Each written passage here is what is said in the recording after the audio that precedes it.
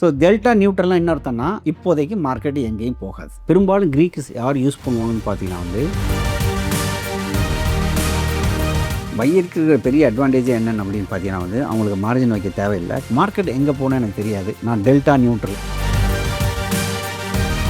So இயற்கையாகவே உங்களுக்கு என்ன கிடைக்குன்னா பையிங்கில் லிவரேஜ் இருக்குது. ஸோ வைக்கிற கேபிட்டலுக்கு தகுந்தாப்பில் தான் உங்களுக்கு என்ன கிடைக்கும், ரிவார்டு கிடைக்கும். இந்த டெல்டா நியூட்ரல் பண்ணுறவங்க எல்லாருமே என்ன பண்ணுவாங்கன்னா இப்போ மார்க்கெட் கொஞ்சம் மூவ் ஆனால் உங்கள் பொசிஷனை பூரா களைச்சி போடணும்.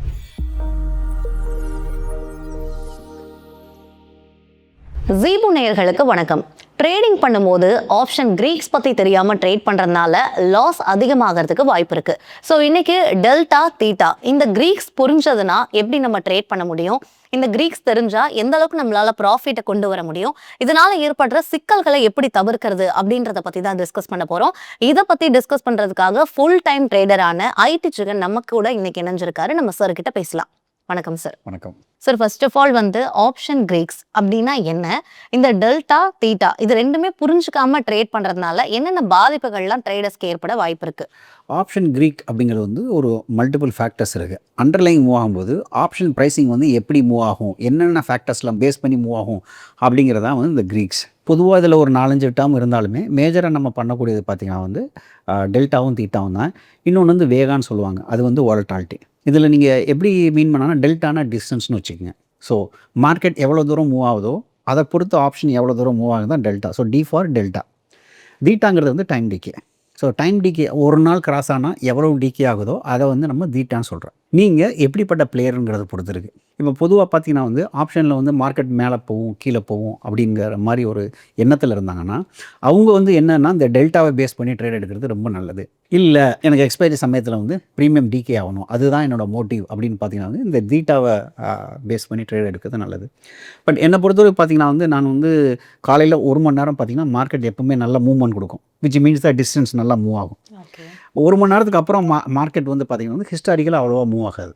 இதுதான் யதார்த்தம். நீங்கள் எந்த ஒரு இதுக்கு போனாலும் ஃபஸ்ட்டு 1 ஹவர் மட்டும்தான் மார்க்கெட்டில் அந்த மூவ்மெண்ட் ஜாஸ்தியாக இருக்கும். அதுக்கப்புறம் பார்த்தீங்கன்னா மூவ்மெண்ட் கம்மியாக இருக்கும். ஆக இந்த 1 ஹவருக்கு நீங்கள் டெல்டாவும் அந்த 1 ஹவருக்கு அப்புறம் வர்றது தீட்டாவும் பண்ணிங்கன்னா ரொம்ப சிறப்பாக ரிசல்ட் வரும்.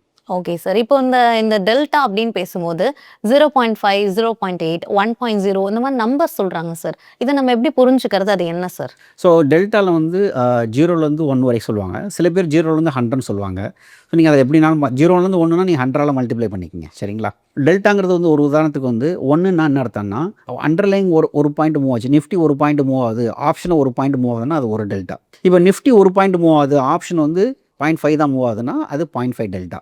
இல்லைனா நீங்கள் சிம்பிளாக என்ன நீங்கள் டெல்டா எப்பவுமே 0லேருந்து 100 வச்சுக்கோங்க, அதான் பெட்டர். யாராவது பாயிண்டில் சொன்னாங்கன்னா அது 100ஆல் மல்டிப்ளை பண்ணிக்கோங்க, ரைட்டுங்களா? நிஃப்டி 100 பாயிண்ட் மூவ் ஆகும்போது ஆப்ஷன் 100 பாயிண்ட் மூவ் ஆச்சுன்னா அது 100 டெல்டா. நிஃப்டி 100 பாயிண்ட் மூவ் ஆகும்போது இது 50 பாயிண்ட் தான் மூவ் ஆச்சுன்னா அது 50% டெல்டா. பொதுவாக பார்த்தீங்கன்னா இந்த அட் தி மணியில் 50% டெல்டா இருக்கும். டீப் இன் தி மணியில் பார்த்தீங்கன்னா 1 டெல்டா இருக்கும், இல்லைனா 100 டெல்டா இருக்கும்.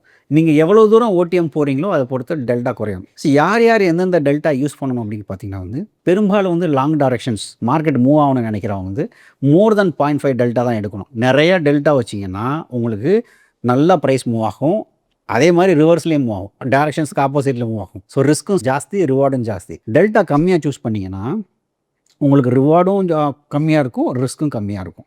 ஸோ இதுதான் மேஜரான பாயிண்ட்டு. பட் என்னை பொறுத்த வரைக்கும் நான் டைரெக்ஷன்ஸ் டெல்டா அப்படின்னு பேசுனீங்கனாலே நீங்கள் 0.5 கீழே வரக்கூடாது. ஏன்னா சில டைம் என்ன மார்க்கெட் மூவ் ஆகும், உங்களுக்கு ப்ராஃபிட் வராது. ஸோ நீங்கள் என்ன செய்யணும், 0.5 டெல்டாக்கு மேலே நான் சூஸ் பண்ணுறது பார்த்தீங்கன்னா 0.6 அண்ட் அபோவ், அதுக்கு கீழே வரவே கூடாது. நீங்கள் டெல்டான்னு பேசும்போது அது கீழே வரவே கூடாதுங்கிறது என்னுடைய கருத்து. Okay sir. இப்போ நீங்கள் சொன்ன எல்லாமே ஒரு மேக்ஸாக இருக்குது. இப்போ ஒரு ட்ரேடர் அந்த 0.5 கீழே வருது அப்படின்னு அவருக்கு தெரிஞ்சிருச்சு அப்படின்னா அதை எப்படி அவர் ஐடென்டிஃபை பண்ணுறது, எப்படி அவரை ரெக்டிஃபை பண்ணிக்கிறது சார்? இது பார்த்தீங்கன்னா ஃபியூச்சர்னு பார்க்கும்போது ஒரே ஒரு ப்ரைஸ் தான் இருக்கும். ஆப்ஷன் பண்ணும்போது மல்டிபிள் ஸ்ட்ரைக் ப்ரைஸ் இருக்கும், சரிங்களா? அப்படிங்கும்போது ஒவ்வொரு ஸ்ட்ரைக் ப்ரைஸுக்கும் ஒவ்வொரு டெல்டா இருக்கும். நீங்கள் சூஸ் பண்ணும்போதே பார்த்தீங்கன்னா நீங்கள் 0.6, 0.7 டெல்டா எங்கே இருக்கோ அதை சூஸ் பண்ணி அங்கேயே நீங்கள் என்ன பண்ணணும்னா அதைத்தான் நீங்கள் பை செல் பண்ணணும். ஒருவேளை உங்கள் டெல்டா வந்து 0.5 0.4ன்னு இறங்கிருச்சுன்னு வச்சுக்கோங்க. ஏன்னா எடுக்கும்போது 0.6 இருக்கலாம். உங்களுக்கு அகெயின்ஸ்டாக போனால் தான் டெல்டா குறையும். நீங்கள் எடுத்த டைரக்ஷன்ஸ் கரெக்டாக இருக்குது. இப்போ நிஃப்டி மேலே போகணும்னு எடுத்துட்டீங்க, ஒரு கால் ஆப்ஷன் வந்து 0.6க்கு எடுத்துட்டீங்க, நீங்கள் நினச்ச டைரக்ஷனில் போகுதுன்னா அந்த 0.6க்கு கீழே வராது, 0.7 0.8ன்னு போகும். ஸோ நீங்கள் ரைட்டாக இருந்தால் உங்களோட டெல்டா என்ன ஆகும், மேலே போயிட்டே இருக்கும். ஒன்று தான் உங்களுக்கு சீலிங். இல்லைங்களா? அதே மாதிரி நீங்கள் நினச்ச டைரக்ஷனில் ஆப்போசிட்டில் போகுது அப்படிங்கும்போது வந்து நீங்கள் 0.6 டெல்டாவில் எடுத்திங்கன்னா அது 0.4 டெல்டாவில் வரும்போதே என்ன வருதுன்னா என்ன அர்த்தம், நீங்கள் இதுக்கு அகெயின்ஸ்டாக இருக்குன்னு அர்த்தம். ஸோ ஆட்டோமேட்டிக்காக நீங்கள் என்ன பண்ணுவீங்கன்னா அதை பேஸ் பண்ணி நீங்கள் ஸ்டாப் லாஸ் வச்சுக்கலாம். ஏதர் மார்க்கெட் மூவ்மெண்ட்டை பொறுத்து நீங்கள் ஸ்டாப் லாஸ் வச்சுக்கலாம், இல்லை டெல்டா பேஸ் பண்ணி ஸ்டாப் லாஸ் வச்சுக்கலாம். Okay sir. இப்போ வந்து இந்த டைம் டிகே அது வந்து ஆப்ஷன் பையர்ஸ்க்கு ஏன் ஒரு சைலண்ட் எனிமியாக மாறுது சார்? இந்த டைம் டிகேங்கிறது வந்து ஹிஸ்டாரிக்கலாக வந்து என்ன சொல்லியிருக்காங்கன்னா வந்து நீங்கள் ஒரு ஆப்ஷன் பை பண்ணுறீங்க, செல் பண்ணுறீங்க, பை பண்ணுறீங்கன்னு வச்சுப்போம். மார்க்கெட் அங்கேயே இருக்குது, மார்க்கெட்டில் எந்த சேஞ்சும் இல்லைன்னு சொன்னோம்னா 80% ஆஃப் த டைம், அது பெரும்பாலும் 80% ஆஃப் த டைம் பார்த்தீங்கன்னா வந்து இந்த option pier will lose the trade. இதுதான் வந்து ஹிஸ்டாரிக்கலாக உள்ளது. ஓகேங்களா? ஆக நீங்கள் 20% தான் வின் பண்ணுறீங்க. அதுக்கு காரணம் என்னென்னா மார்க்கெட்டில் ஒன்றுமே நடக்காட்டி அதை ஹோப் குறைஞ்சிட்டே வரும். ஸோ இதுக்கு வந்து டைம் டிகேக்கு நான் என்ன சொல்லுவேன்னா ஹோப் அதாங்க. இப்போ மார்க்கெட் எங்கேயுமே மூவ் ஆகலை அப்படின்னா வந்து உங்களுக்கு என்னென்னா வந்து இந்த டைம் டிகேயோட வேல்யூ வந்து குறைஞ்சிட்டே வரும். இதுதான் அதில் உள்ள பெரிய பிரச்சனை. முக்கியமாக வந்து ஆப்ஷன் பையர் வந்து எக்ஸ்பைரி கிட்ட வாங்கினாங்கன்னா வேகமாக குறையும். இதே இது எக்ஸ்பைரிக்கு ரொம்ப காலத்துக்கு முன்னால் வாங்கினாங்கன்னா இந்த டைம் டிகேயில் ரொம்ப சஃபர் ஆக மாட்டாங்க. ஆனால் பெரும்பாலான ஆப்ஷன் பையர் எங்கே வாங்குவாங்கன்னா எக்ஸ்பைரி கிட்ட தான் வந்து வாங்குவாங்க. எக்ஸ்பைரி அன்னைக்கு வாங்குவாங்க. இப்போ 3:30க்கு எக்ஸ்பைரினா அப்போ என்ன பண்ணுவாங்கன்னா 2:30க்கு வாங்குவாங்க. ஸோ 1 ஹவருக்கு முன்னாடி. ஸோ அந்த 1 ஹவரில் ஒன்றும் நடக்கலை அப்படின்னா உங்களுக்கு அது 0 ஆயிரும். ஸோ நீங்கள் வாங்கி வச்சதெல்லாம் வேஸ்ட் ஆகும். கிட்டத்தட்ட ஐஸ் கட்டி மாதிரி. ஓகே.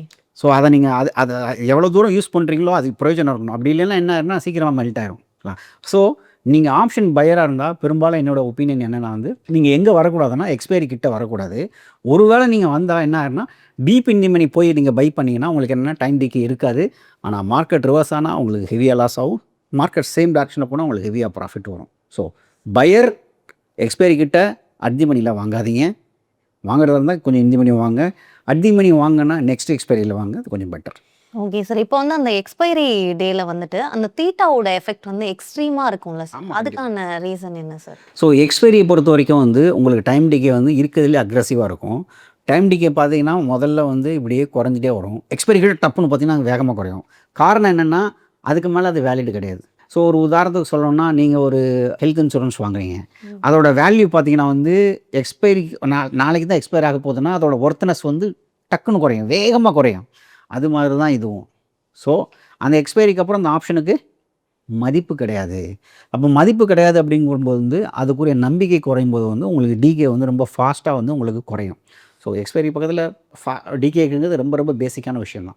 Okay sir. இப்போ வந்து option pier, option seller, delta theta இந்த 2 பேருக்கு வந்து யாருக்கு வந்து ரொம்ப அட்வான்டேஜாக இருக்கும் சார்? அது ஏன்? அதாவது டெல்டா நீங்கள் கரெக்டாக சூஸ் பண்ணிட்டீங்கன்னா பையரா செல்லராங்கிறது முக்கியம் கிடையாது. ஏன்னா டீப் இன் தி மணி போயிட்டிங்கன்னா அதில் வந்து பையிங்க்கும் செல்லிங்கும் பெரிய வித்தியாசம் கிடையாது. ஏன்னா டைம் டிகே கிடையாது. ஸோ அட் தி மணியில் பண்ணால் மட்டும்தான் பிரச்சனை. ஸோ ஒரு ஆப்ஷனில் டெல்டாவும் இருக்கும், தீட்டாவும் இருக்கும், வேகாவும் இருக்கும், எல்லாமே இருக்கும். ஓகேங்களா? நீங்கள் டெல்டா 1ன்னு நீங்கள் சூஸ் பண்ணிட்டீங்கன்னா அதில் என்ன இருக்காது, தீட்டா இருக்காது. புரிதுங்களா உங்களுக்கு? ஸோ 3 மிக்ஸ் ஆயிருக்கு. ஆனால் டெல்டா 1ன்னா என்ன அர்த்தம்னா 100% அதோட அதுவே இருக்குது. அப்படிங்கும்போது என்ன ஆயிரும்னா வந்து உங்களுக்கு தீட்டாக்கு ரோலே இருக்காது. ஸோ 1ன்னு அப்படின்னு சூஸ் பண்ணிங்கன்னா உங்களுக்கு அது பையாக இருந்தாலும் செல்லாக இருந்தாலும் பெரிய வித்தியாசம் கிடையாது. அட் தி மணின்னு வரும்போது வந்து பார்த்திங்கன்னா வந்து உங்களுக்கு யாருக்கு ஃபேவரட்டாக போகணுன்னா வந்துட்டு பெரும்பாலான சமயங்களில் வந்து 85-90% ஆஃப் த டைம் வந்து செல்லருக்கு தான் உங்களுக்கு ஃபேவரட்டாக போகும். அதனால தான் டே 1லேருந்து நான் ஆப்ஷன் செல் பண்ணிக்கிட்டு இருக்கேன். ஓகேங்களா? ஸோ தப்பாக போனாலும் நம்ம என்ன பண்ணலான்னா ஏதாவது அட்ஜஸ்ட்மெண்ட் பண்ணி ப்ராஃபிட் பண்ணலாம். ஆனால் பையிங்கில் அப்படி பண்ணவே முடியாது. ஸோ டெல்டாவாக இருந்தாலும் சரி, தீட்டாவாக இருந்தாலும் சரி, ஆப்ஷன் செல்லருக்கு தான் இது. ஏன்னா நான் ஆப்ஷன் செல்லர், நான் அப்படி தான் பேசுவேன். சார் இப்போ வந்து நீங்கள் வந்து சொன்னீங்க இந்த மாதிரி வந்து செல்லருக்கு வந்து இந்த டெல்டா தீட்டா வந்து அட்வான்டேஜாக இருக்கும் அப்படின்னு சொன்னீங்க. அப்போ பையர் என்ன தான் சார் பண்ணுறது? அவங்களுக்கு எந்த அட்வான்டேஜஸுமே இதனால் கிடைக்காதா? பையருக்கு இருக்கிற பெரிய அட்வான்டேஜ் என்னென்னு அப்படின்னு பார்த்தீங்கன்னா வந்து அவங்களுக்கு மார்ஜின் வைக்க தேவையில்லை, கேபிட்டல் கம்மி, அதுதான் அட்வான்டேஜ். ஸ்டாட்டிஸ்டிக்கல் அட்வான்டேஜ் கிடையாது. நீங்கள் வைக்க வேண்டிய காசு கம்மி, அது மட்டும்தான் அட்வான்டேஜை தவிர வந்துட்டு உங்களுக்கு ஸ்டாட்டிஸ்டிக்ஸில் வந்து பை பண்ணால் பெருசாகவும் கிடையாது. ஒரே ஒரு என்னென்னா டைம் டிகே இல்லாதபடி நீங்கள் deep in the money by பண்ணிங்கன்னா உங்களுக்கு டேமேஜ் கம்மியாக இருக்கும். ஆனால் deep in the money by பண்ணிங்கன்னா மறுபடியும் காசு கொஞ்சம் அதிகமாக வைக்க வேண்டியிருக்கும். ஸோ செல்லர் அதிகமாக காசு வைக்கிறான், மார்ஜின் வைக்கிறதுனால வந்து இயற்கையாகவே அவனுக்கு வந்து எட்ஜி ஜாஸ்தி. ஆனால் நான் ஃபியூச்சரில் எடுத்துட்டிங்கன்னா ஃபியூச்சரோட பையரும் ஃபியூச்சரோட செல்லரும் ஒரே காசு தான் வைக்கிறாங்க டேபிளில். அதில் எதுவும் வித்தியாசம் கிடையாது. ஆனால் ஆப்ஷன் பை ஆப்ஷன் செல்னு வரும்போது ஆப்ஷன் பையர் வந்து 5000 10,000 இருந்தால் போதும், ஆப்ஷன் செல்லிங் வந்து எடுத்தோடனே 3 லட்ச ரூபா வேணும். ஸோ இந்த வித்தியாசம் இருக்கிறதுனால வந்து பார்த்திங்கன்னா வந்து செல்லருக்கு தான் அதோட அட்வான்டேஜஸ் அதிகமாக இருக்கும். ஒரு வேளை பையரில் நீங்கள் அட்வான்டேஜஸ் வேணும்னா கொஞ்சம் deep in the money buy பண்ணணும். பை பண்ணிங்கன்னா உங்களுக்கு கொஞ்சம் டேமேஜ் கம்மியாக இருக்கும். Okay sir. அப்போ வந்து கேபிட்டல் வச்சு தான் அதை டிசைட் பண்ண முடியுமா சார்? கண்டிப்பாக வந்து பையர் வந்து இப்போ நினைக்கிறது என்னென்னா இப்போ செல்லர் வந்து எல்லா கேபிட்டலும் வந்து ட்ரேட் பண்ணலாம், பையர் வந்து எல்லா கேபிட்டலும் ட்ரேட் பண்ணக்கூடாது. ஏன்னா டென்ட் விழுந்து அதிகமாக விழும், 5% காலியாகும், 10% காலியாகும், 15% காலியாகும், சில டைம் பார்த்தீங்கன்னா கேபிட்டலே காலியாகும். ஆனால் செல்லிங்க்கு அந்த பிரச்சனையெல்லாம் இல்லை உங்களுக்கு வந்து, ஏன்னா மார்ஜின் எக்கச்சக்கமாக வாங்குறாங்க, லாஸ் வந்தால் கொஞ்சமாக தான் வாங்கும். ஸோ இயற்கையாகவே பார்த்தீங்கன்னா செல்லிங்கில் நீங்கள் அதிகமான பொசிஷன் சைஸ் எடுக்க முடியாது. இப்போ 10 லட்ச ரூபா வச்சுருக்கீங்கன்னா நீங்கள் வந்து ஒரு 3 லாட்டு தான் பண்ணலாம். ஆனால் அதே 10 லட்சம் நீங்கள் பையிங் வச்சுருந்தீங்கன்னா நீங்கள் கிட்டத்தட்ட ஒரு 1 லட்சம் லாட்டு கூட பண்ண முடியும் உங்களால். ஏன்னா அதுக்கு ப்ரொவிஷன் இருக்குது. ஸோ இயற்கையாகவே உங்களுக்கு என்ன கிடைக்குன்னா பையிங்கில் லிவரேஜ் இருக்குது. அந்த லிவரேஜை எடுக்காமல் நான் இவ்வளோ தான் எடுப்பேன், என் ஓவரால் கேபிட்டலுக்கு இவ்வளோ தான் ரிஸ்க்கு, நான் டீப் இன் பண்ணி தான் வாங்குவேன், டைம் டிகே நான் அலோவ் பண்ண மாட்டேன் அப்படின்னு நீங்கள் முடிவெடுத்து நீங்கள் பண்ணிங்கன்னா பண்ணலாம். அப்படி பண்ணால் கூட வின் ரேட் வந்து செல்லிங்க்கு ஈக்குவலண்ட்டாக இருக்காது. ஏன்னா உங்கள் ஃபேவரேட்டாக இருக்கிறது யாருன்னு பார்த்தீங்கன்னா வந்து டெல்டா மட்டும்தான். உங்களுக்கு ஐவி அகெயின்ஸ்டாக இருக்குது, வோல்டாலிட்டி அகெயின்ஸ்டாக இருக்குது, டைம் டிகே அகெயின்ஸ்டாக இருக்குது, 2 பேர் அகெயின்ஸ்டாக இருக்காங்க. டெல்டா நியூட்ரலாக இருக்குது. ஓகே. டெல்டா நியூட்ரலாக இருக்குது. ஸோ ஒரு ஆப்ஷனுக்கு 3 தாங்க, டெல்டா, தீட்டா, வோல்டாலிட்டி. சரிங்களா? டெல்டா நியூட்ரல், தீட்டா உங்களுக்கு அகெயின்ஸ்ட்டு. வோல்டாலிட்டி நியூட்ரல்னு சொல்லலாம், ஆனால் பெரும்பாலும் கீழே இறங்க தான் செய்யும். வோல்டாலிட்டி பார்த்திங்கன்னா ஒரு 10% ஆஃப் த டைம் மேலே போகும், வேகமாக மேலே போயிட்டு அதுக்கப்புறம் பார்த்திங்கன்னா வந்து கொஞ்சம் கொஞ்சமாக குறைஞ்சிட்டே வரும். வோல்டாலிட்டினா பதட்டம். மார்க்கெட்டில் பதட்டம் எப்போ வருது? எப்போயாவது ஒரு தான் அத்தி கொடுத்தாப்புல எப்போயாவது ஒரு தடவை தான் வரும். வந்துட்டு என்ன ஆகும்னா அதுக்கப்புறம் பதட்டம் கொஞ்சம் கொஞ்சமாக மெதுவாக குறையும். குறைனா ஒரு பெரிய பதட்டம் வேகமாக மேலே போயிடும், அப்புறம் என்ன செய்யும்? குறைஞ்சிட்டே வரும். ஸோ அதனால தான் என்ன சொல்கிறேன்னா டெல்டா நியூட்ரல், தீட்டா உங்களுக்கு அகெயின்ஸ்ட்டு, வோல்டாலிட்டி அகெயின்ஸ்ட். இதே இது செல்லரோட பாயிண்ட் ஆஃப் வியூவில் பாருங்கள், டெல்டா நியூட்ரல், அவருக்கும் delta neutral, theta favourite, volatility favourite. இது அகெயின்ஸ்டாக பண்ணணும்னா நீங்கள் அதுக்கு தகுந்தாப்புல பொசிஷன் சைஸ் பண்ணணும். Okay sir. அப்போ வந்து மார்க்கெட்டே வந்து செல்லருக்கு தான் ஃபேவரபுளாக இருக்குது அப்படின்னு நினைக்கிறீங்களா சார்? ஆமாம், உங்களுக்கு வைக்கிற காசை பொறுத்து தானே. ஸோ அவங்க கேபிட்டல் அதிகமாக வைக்கிறாங்க, அதனால் வந்து அந்த ஃபேவரேட்ஸ் பண்ணுறாங்க. இப்போ பையர் வந்து காசு கம்மியாக தான் வைக்கிறாங்க, அதுக்கு தகுந்தாப்புல தான் உங்களுக்கு ரிசல்ட்ஸ் இருக்கும். ஸோ வைக்கிற கேபிட்டலுக்கு தகுந்தாப்புல தான் உங்களுக்கு என்ன கிடைக்கும்? ரிவார்டு கிடைக்கும். இப்போ ஓகே சார். இப்போ வந்து பிகினர்ஸ் வந்து கன்ஃபியூஸ் ஆகாமல் இருக்கிறதுக்காக ஸ்டார்டிங்கில் வந்துட்டு இந்த டெல்டா தீட்டாவில் மட்டும் கான்சன்ட்ரேட் பண்ணால் போதுமா, இல்லை அவங்க மீதி இருக்க வந்துட்டு வேகா அதெல்லாமும் அவங்க வந்து தெரிஞ்சுக்கணுமா சார்? வேகாவை பற்றி நீங்கள் தெரிஞ்சுக்கணும் அவசியமே கிடையாது. அது ஒரு பெரிய ரோல் கிடையாது இந்தியன் மார்க்கெட்டை பொறுத்த வரைக்கும்.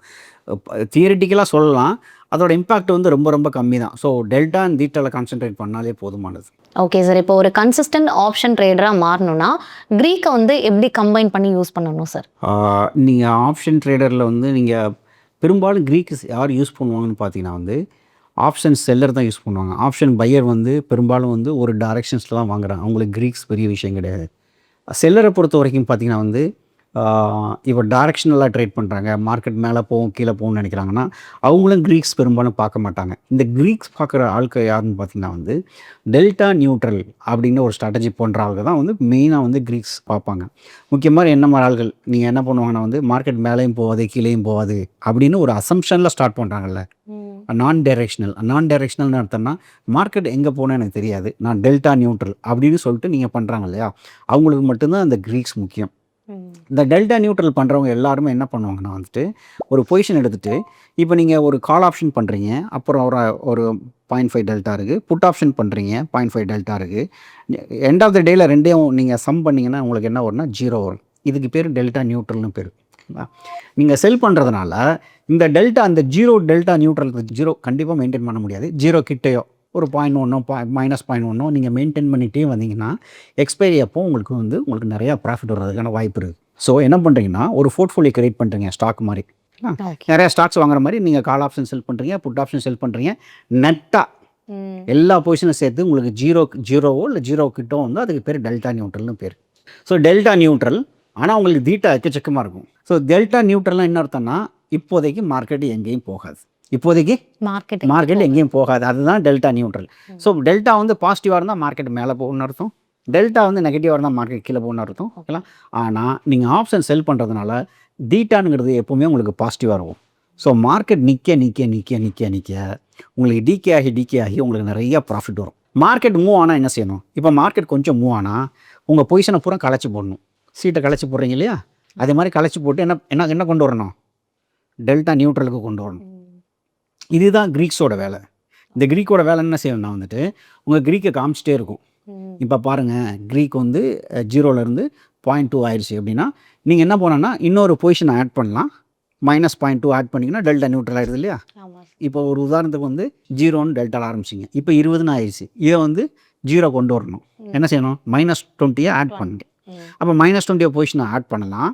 இல்லைன்னா 20 டெல்டா உள்ளதை தூக்கி வெளியில் போடலாம். 2 ஆப்ஷன் இருக்குது. 20 டெல்டா உள்ள ஒருத்தர் உள்ளே இருந்தாருன்னா அவரை தூக்கி வெளியே போடலாம். இல்லை -20 உள்ள ஓரால் உள்ளே போடலாம். ஸோ இந்த ஆப்ரேஷனை நீங்கள் தொடர்ந்து பண்ணிகிட்டே இருந்தீங்கன்னா நீங்கள் எக்ஸ்பைரி கிட்ட வரும்போது மார்க்கெட்டில் ரொம்ப பெரிய வித்தியாசம் இல்லைன்னு வச்சுக்கோங்களேன். உங்களுக்கு என்ன ஆகும்னா தீட்டாவில் நிறைய காசு வரும். இல்லை நீங்கள் உள்ளே நுழைஞ்ச விட்டு மார்க்கெட் மேலே போகுது, நீங்கள் பொசிஷன் ஆட் பண்ணுறீங்க, ரிமூவ் பண்ணுறீங்க, ஆட் பண்ணி கலைச்சி போட்டுகிட்டே இருந்தீங்கன்னா என்ன ஆயிருன்னா வந்து அன்றைக்கி டே லாஸ் ஆகும். மார்க்கெட் மேலே போகுது கீழே போகுது, நீங்கள் கலைச்சி போட்டுகிட்டே இருக்கீங்க. எது கலைச்சி போடுறீங்க, டெல்டா நியூட்ரல் ஆகிறதுக்கு. ஸோ ஒவ்வொரு தடவை கலைச்சி போடும்போதும் ஒரு காஸ்ட்டாகவும் ஒரு சின்ன லாஸ் ஆகும். கரெக்டாக. ஸோ குறைவான இந்த கலைச்சி போகிற அந்த இதுக்கு பேர் அட்ஜஸ்ட்மெண்ட்னு பேர். இந்த அட்ஜஸ்ட்மெண்ட் பண்ணிங்கன்னா உங்களுக்கு என்ன வரும், எண்ட் ஆஃப் த டேயில் ப்ராஃபிட் வரும். நிறைய அட்ஜஸ்ட்மெண்ட் பண்ணுற மாதிரி மார்க்கெட் மூவ் ஆச்சுன்னா என்ன ஆகும், லாஸ் ஆகிறதுக்கு வாய்ப்பு இருக்குது. இதுதான் இந்த டெல்டா நியூட்ரல். இந்த இந்த ஸ்ட்ராட்டஜி பண்ணுறவங்களுக்கு தான் க்ரீக்ஸ் வந்து ரொம்ப ரொம்ப ரொம்ப ரொம்ப ரொம்ப ரொம்ப முக்கியம். அதர்வைஸ் வந்து க்ரீக்ஸ் வந்து அவ்வளோ இம்பார்ட்டன்ட் கிடையாது.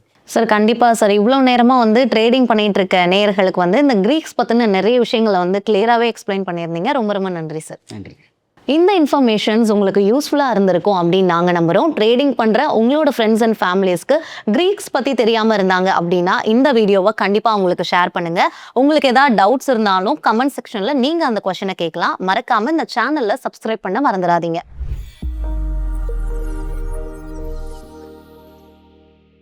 Investment in security markets are subject to market risk. Read all the related documents carefully before investing.